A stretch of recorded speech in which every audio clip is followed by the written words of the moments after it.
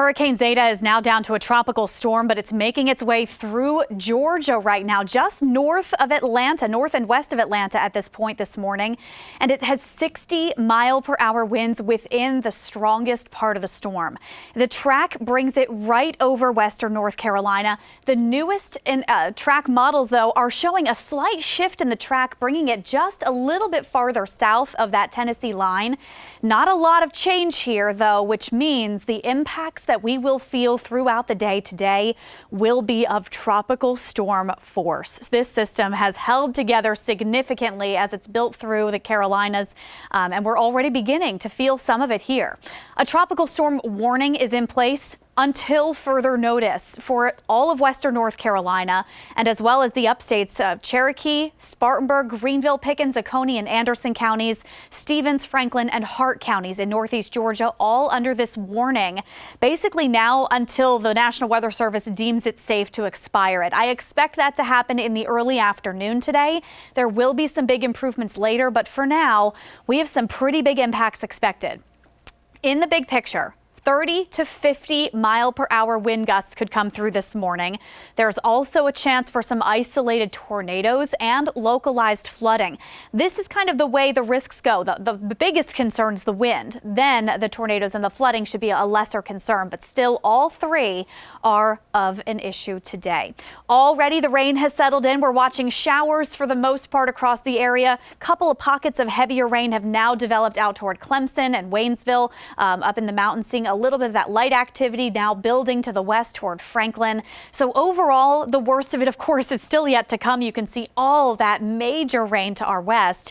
And not only will we see this widespread area of downpours through the morning, but a little later today, the wraparound moisture on the backside will come through as well. So we have hours to go until the worst of it still arrives, and then we see some lingering impacts through later today. A flash flood watch goes until 2 o'clock this afternoon for all of our mountains, the higher elevations of the upstate and northeast Georgia as well. Until 2 o'clock this afternoon, you can expect to see at least some concern for flooding.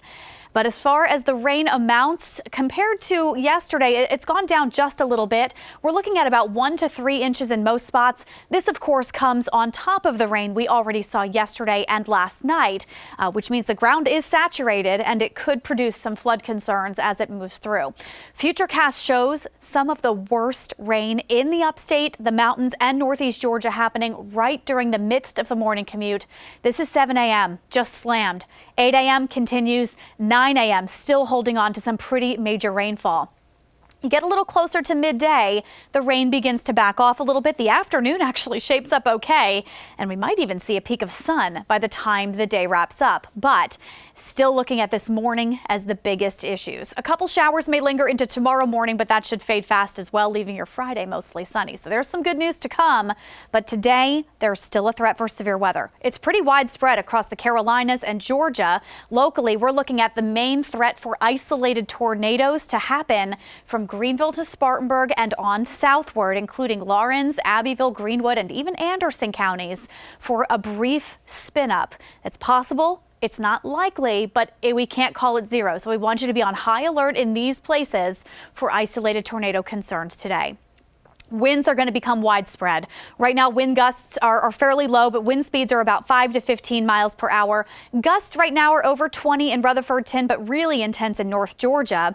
Going through the day today, our local wind gusts could get upwards of 40 miles per hour for some by 9 a.m., upwards of 50 miles per hour for some by late morning. This is 10 a.m.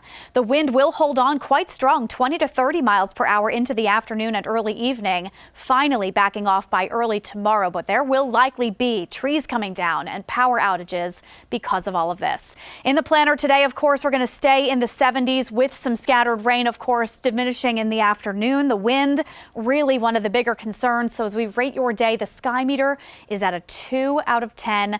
Not a great day to be out and about. Your 7-day forecast, though, shows that today is the day to watch out for. By tomorrow, we get that sunnier sky, maybe a brief mountain shower. Halloween looks great. Temperatures will be a little cooler, though, in the 50s and 60s during the day, the 40s and 30s at night. And don't forget, we turn our clocks back this weekend. So today's the active day, and then things majorly calm down. We'll have another look at all of this coming up.